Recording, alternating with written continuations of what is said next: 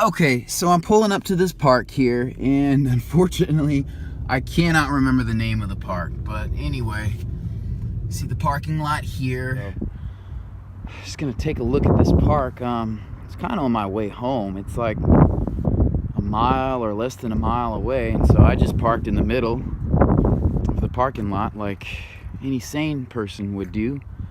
But yeah, this park is off Memorial. It's near Memorial and 71st.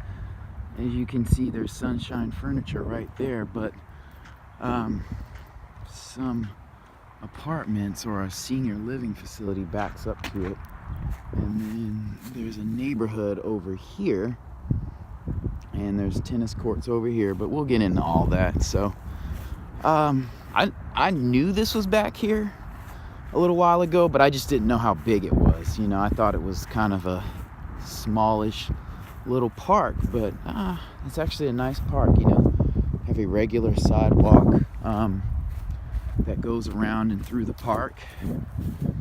You have a place where you can grill, do a little picnic action, and in the summertime, those trees probably offer a bit of shade, as do these trees by this pond, which is kind of nice.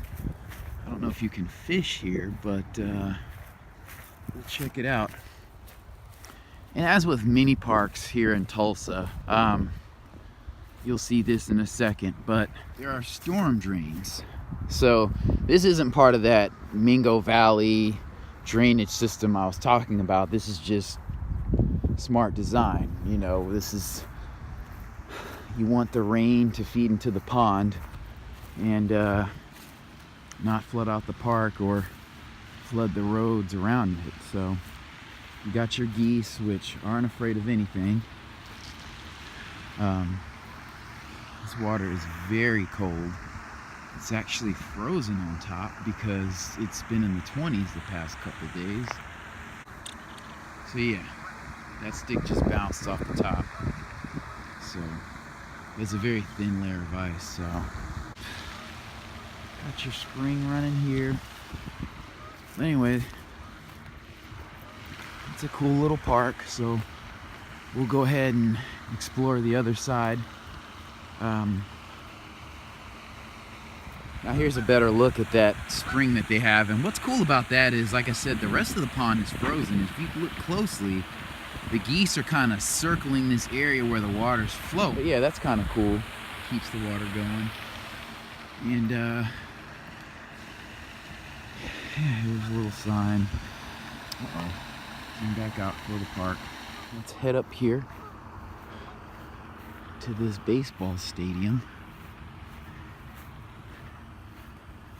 which is right up here. I don't want to run up on this guy with the dog, so we'll give him some time. But you have rocks and stuff that you can kind of sit on, and this is quite a large open area here. Do a little 360. But yeah, you know, you can play catch here. You can actually have baseball games here. Actually, what I was walking on was apparently the baseball field.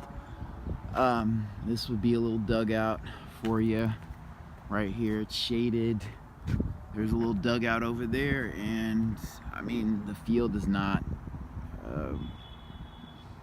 in great shape, or hasn't been manicured and set up for baseball yet, but you could play, you know, rec league here, something like that.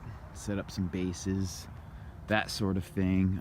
You have some bleachers here, and have another little field over there, which I don't know, you can do what you want with that. Got a little circle here. So, you know, if there was a baseball game your kids were playing, you could have your dog out here, walk them around.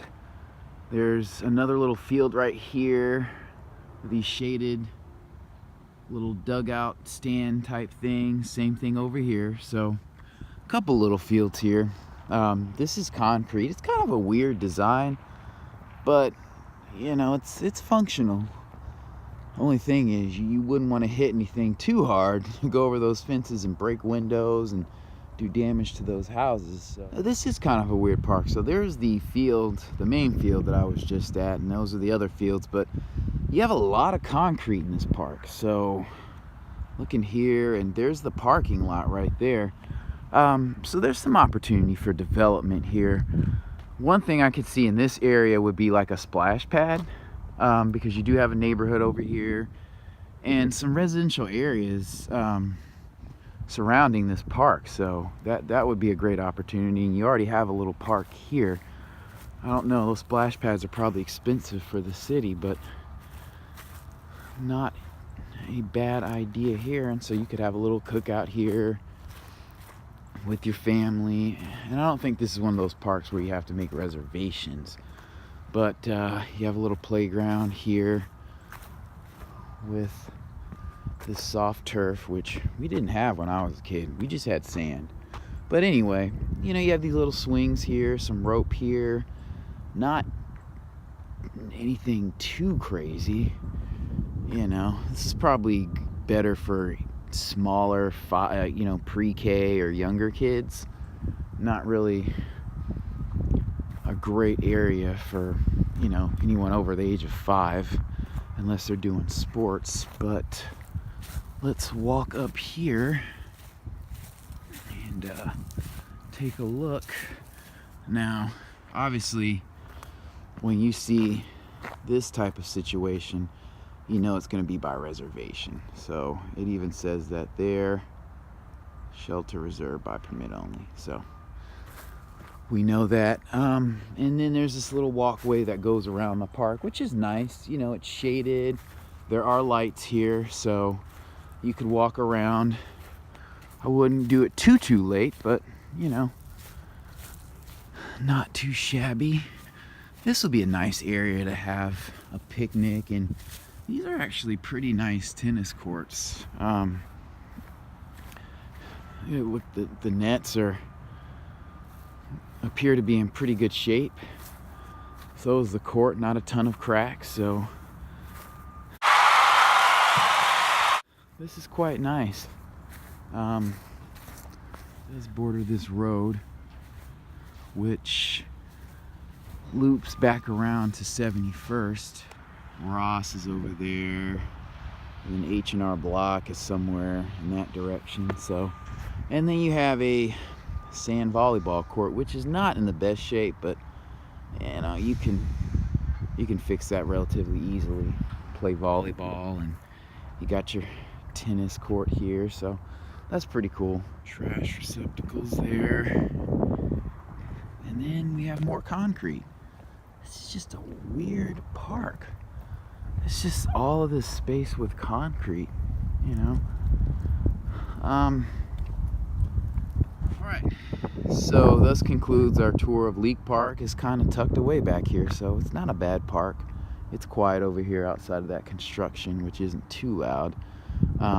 It's pretty basic, a lot of concrete, but yeah, you know, you can fly the drone, fly a kite, run the kids' energy down, that sort of thing. So